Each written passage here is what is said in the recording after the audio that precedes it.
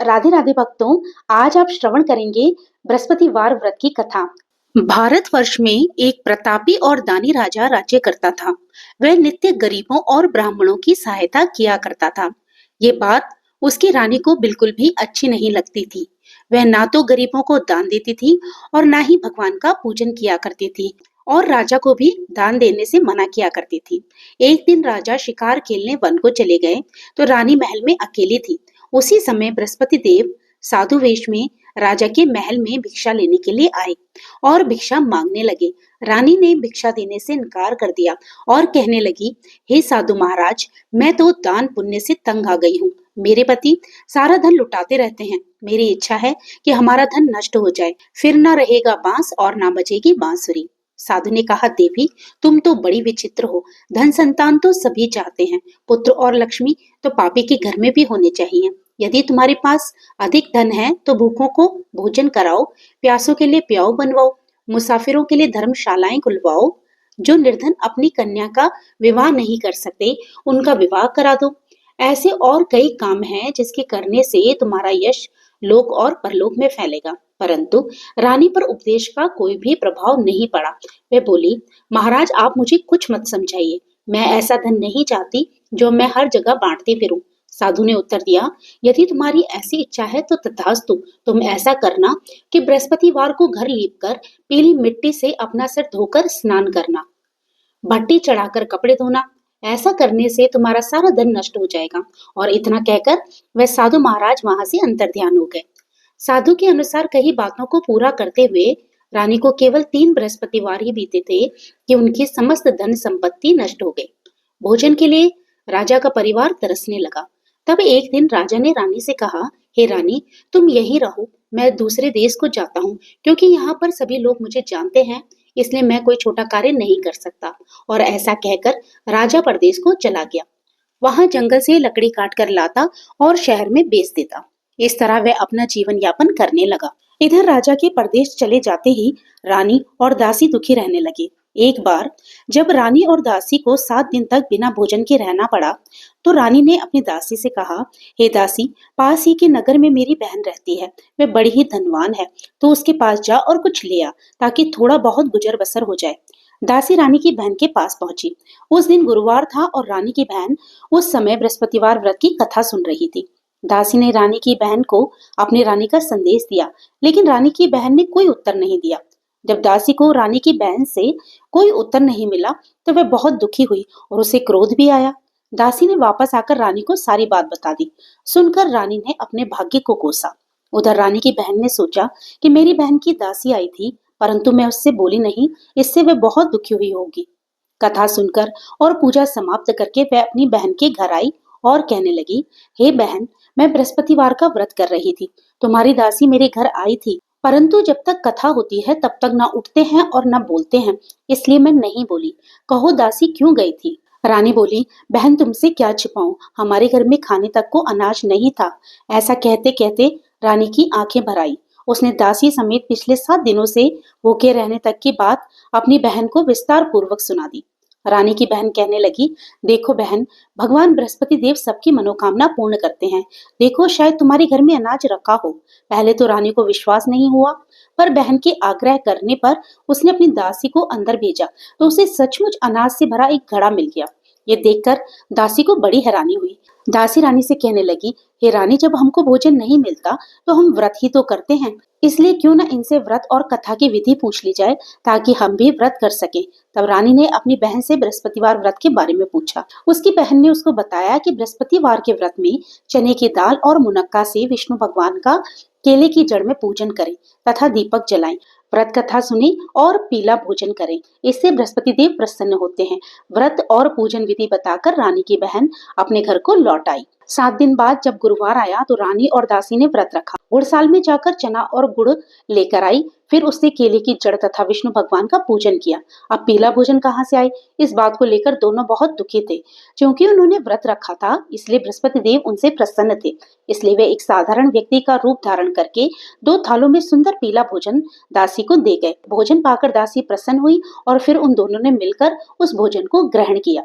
इसके बाद वह सभी गुरुवार को व्रत और पूजन करने लगी। बृहस्पति भगवान की कृपा से उनके पास वापस से धन संपदा आ गई, परंतु रानी फिर से पहले जैसा आलस करने लगी। तब दासी ने उसको समझाया, देखो रानी, तुम पहले भी इस प्रकार आलस करती थी, तुम्हें धन के रखने में कष्ट होता था, इस कारण सभी धन नष्ट हो गया, और अब जब भगवान बृहस्पति देव की कृपा से धन मिला है तो तुम्हें फिर से आलस होता है। रानी को समझाते हुए दासी कहने लगी, बड़ी मुसीबतों के बाद हमने ये धन पाया है, इसलिए हमें दान पुण्य करना चाहिए, भूखे मनुष्यों को भोजन कराना चाहिए और धन को शुभ कार्यों में खर्च करना चाहिए, जिससे तुम्हारे कुल का यश बढ़ेगा, स्वर्ग की प्राप्ति होगी और पितृ भी प्रसन्न होंगे।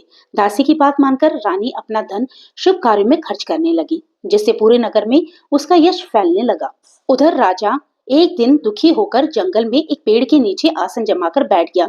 वह अपनी दशा को याद करके व्याकुल होने लगा। बृहस्पतिवार का दिन था। एकाएक उसने देखा कि निर्जन वन में एक साधु प्रकट हुए।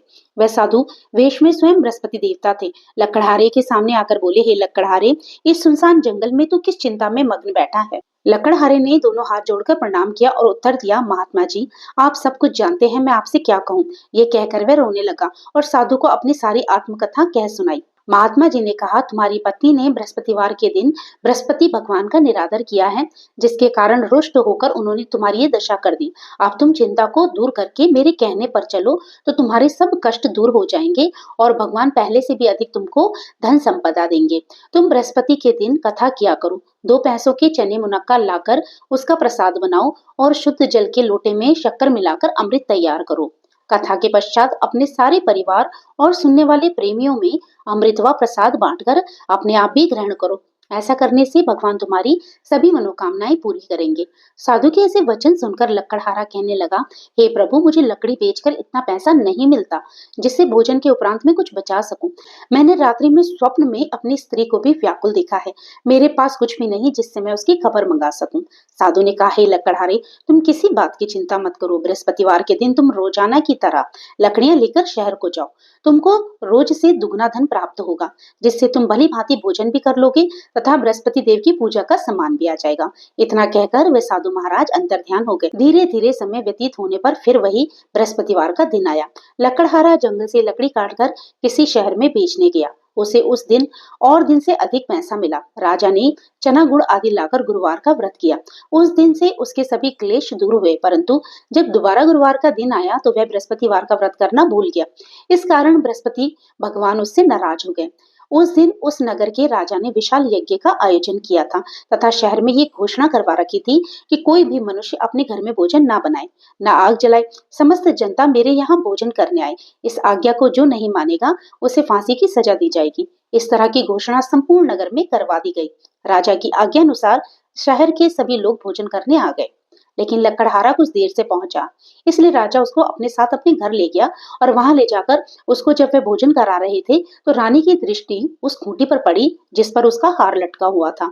उसे अपना हार वहां पर दिखाई नहीं दिया। रानी ने सोचा कि मेरा हार इस मनुष्य ने ही चुरा लिया है। उसी समय सिपाहियों को बुलाकर उसको कारागार में डलवा दिया। अब लकड़हारा कारागार में पड़ गया और बहुत दुखी होकर विचार करने लगा कि न जाने कौन से पूर्व जन्म के कर्म से मुझे ये दुख प्राप्त हुआ है, और उसी साधु को याद करने लगा जो उसे जंगल में मिले थे। उसी समय तत्काल बृहस्पति देव साधु के रूप में प्रकट हुए और उसकी दशा को देखकर कहने लगे, अरे मूर्ख, तूने बृहस्पति देव की कथा नहीं करी, इसी कारण तुझे दुख प्राप्त हुआ। अब चिंता मत कर, बृहस्पतिवार के दिन कारागार के दरवाजे पर 4 पैसे पड़े मिलेंगे, उससे तू बृहस्पति देव की पूजा करना तो तेरे सभी कष्ट दूर हो जाएंगे। बृहस्पतिवार के दिन उसे 4 पैसे मिले। लकड़हारे ने कथा कही और उसी रात्रि को बृहस्पति देव ने उस नगर के राजा को स्वप्न में कहा, हे राजा, तुमने जिस आदमी को कारागार में बंद कर दिया है वह निर्दोष है, वह राजा है, उसे छोड़ देना। रानी का हार उसी खूंटी पर लटका है, अगर तू ऐसा नहीं करेगा तो मैं तेरे राज्य को नष्ट कर दूंगा। इस तरह रात्रि के स्वप्न को देखकर राजा प्रातः काल उठा और खूंटी पर हार देखकर लकड़हारे को बुलाकर क्षमा मांगी तथा लकड़हारे को योग्य सुंदर वस्त्र आभूषण देकर विदा कर दिया। बृहस्पति देव की आज्ञा अनुसार लकड़हारा अपने नगर को चल दिया। राजा जब अपने नगर के निकट पहुंचा तो उसे बड़ा आश्चर्य हुआ। नगर में पहले से अधिक बाग, तालाब, कुएं तथा बहुत सी धर्मशाला, मंदिर आदि बन गई हैं। राजा ने पूछा, ये किसका बाग और धर्मशालाएं हैं? तब नगर के सब लोग कहने लगे, ये सब रानी और बांदी के हैं। तो राजा को आश्चर्य हुआ और उसे गुस्सा भी आया। जब रानी ने यह खबर सुनी कि राजा आ रहे हैं, तो उन्होंने अपनी बांदी से कहा, हे दासी, देख राजा हमको कितनी बुरी हालत में छोड़ गए थे। हमारी ऐसी हालत देखकर वे लौट न जाएं, इसलिए तू दरवाजे पर खड़ी हो जा। आज्ञानुसार दासी दरवाजे पर खड़ी हो गई। राजा आए तो उन्हें अपने साथ अंदर ले आए। तब राजा ने क्रोध करके अपनी रानी से पूछा, ये धन तुम्हें कैसे प्राप्त हुआ? तब उन्होंने कहा, हमें ये सब बृहस्पति देव के व्रत के प्रभाव से प्राप्त हुआ है। राजा ने निश्चय किया कि 7 रोज बाद तो सभी बृहस्पति देव का पूजन करते हैं, परंतु मैं प्रतिदिन दिन में 3 बार कहानी तथा रोज व्रत किया करूंगा। अब हर समय राजा के दुपट्टे में चने की दाल बंधी रहती तथा दिन में वे 3 बार कहानी कहते। एक रोज राजा ने सोचा कि चलो अपनी बहन के यहाँ हो आता हूँ। इस तरह निश्चय कर राजा घोड़े पर सवार होकर अपनी बहन के यहाँ चलने लगा। मार्ग में उसने देखा कि कुछ आदमी एक मुर्दे को ले जा रहे थे। उन्हें रोककर राजा कहने लगा, अरे भाइयों, मेरे बृहस्पति देव की कथा सुन लो। वे बोले, लो, हमारा तो आदमी मर गया, इसको अपनी कथा की पड़ी है। परंतु कुछ आदमी कहने लगे, अच्छा कहो, हम तुम्हारी कथा भी सुनेंगे। राजा ने दाल निकाली और जब कथा आधी हुई तो मुर्दा हिलने लगा, और जब कथा समाप्त हुई तो राम राम करके मनुष्य उठकर खड़ा हो गया। आगे मार्ग में उसे एक किसान खेत में हल चलाता मिला। राजा ने उसे देखकर उससे कहा, अरे भैया, तुम मेरी बृहस्पतिवार की कथा सुन लो। किसान बोला, जब तक मैं तेरी कथा सुनूंगा तब तक तो 4 हरैया जोत लूंगा। जा अपनी कथा किसी और को सुना। इस तरह राजा आगे चलने लगा। राजा के हटते ही बैल पछाड़ खाकर गिर गए तथा किसान के पेट में बड़ी जोर से दर्द हुआ। उस समय उसकी माँ रोटी लेकर आई। उसने जब ये देखा तो अपने पुत्र से सब हाल पूछा, तो बेटे ने सभी हाल कह दिया। तो बुढ़िया दौड़ी दौड़ी उस घुड़सवार के पास गई और उससे कहने लगी, मैं तेरी कथा सुनूंगी, तू अपनी कथा मेरे खेत पर चल कर कह। राजा ने बुढ़िया के खेत में जाकर कथा कही, जिसके सुनते ही वे बैल उठ खड़े हुए तथा किसान के पेट का दर्द भी बंद हो गया। राजा अपनी बहन के घर पहुंचा। बहन ने भाई की खूब मेहमानी की। दूसरे रोज प्रातः काल राजा जब जगा तो उसने देखा कि सब लोग भोजन कर रहे हैं। राजा ने अपनी बहन से कहा, ऐसा कोई इंसान है जिसने भोजन ना किया हो, जो मेरी बृहस्पतिवार की कथा सुन ले। उसकी बहन कहने लगी, हे भैया, ये देश ऐसा ही है। पहले यहाँ के लोग भोजन करते हैं, बाद में अन्य कोई काम करते हैं। अगर कोई पास पड़ोस में हो तो मैं देख कर आती हूँ। वह ऐसा कहकर देखने चली गई, परंतु उसे कोई ऐसा व्यक्ति नहीं मिला जिसने भोजन ना किया हो। अतः वह एक कुम्हार के घर गई, जिसका लड़का बीमार था। उसे मालूम हुआ कि उनके यहाँ 3 रोज से किसी ने भोजन नहीं किया। रानी ने अपने भाई की कथा सुनने के लिए कुम्हार से कहा तो वह तैयार हो गया। राजा ने वहां जाकर बृहस्पतिवार की कथा कही, जिसको सुनकर उसका लड़का ठीक हो गया। अब तो राजा की बड़ी प्रशंसा होने लगी। एक रोज राजा ने अपनी बहन से कहा, हे बहन, हम अपने घर को जाएंगे, तुम भी तैयार हो जाओ। राजा की बहन ने जब अपनी सास से आज्ञा मांगी तो उसकी सास कहने लगी, ठीक है, तू चली जा, परंतु अपने लड़कों को मत ले जाना, क्योंकि तेरे भाई की कोई औलाद नहीं है। बहन ने अपने भैया से कहा, हे भैया, मैं तो चलूंगी, पर कोई बालक नहीं जाएगा। राजा बोला, जब कोई बालक नहीं चलेगा तो तुम भी क्या करोगे? बड़े दुखी मन से राजा अपने नगर को लौट आया। राजा ने अपनी रानी से कहा, हम निरवंशी हैं, हमारा मुंह देखने का धर्म नहीं।